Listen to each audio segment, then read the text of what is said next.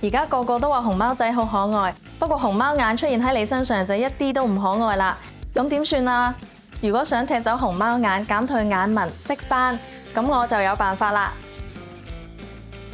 其實黑眼圈咧唔單止係唔夠瞓咁簡單，唔同黑眼圈嘅特徵咧代表你有唔同問題㗎。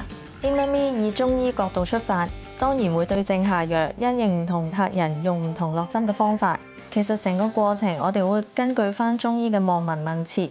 第一步我哋會做一個詳細嘅問診，咁第二步咧就會做玉石排流按摩，第三步就係落針啦。咁落針咧會因應唔同嘅情況啦，過程裡面只係有少少感覺，其實都唔會太痛嘅。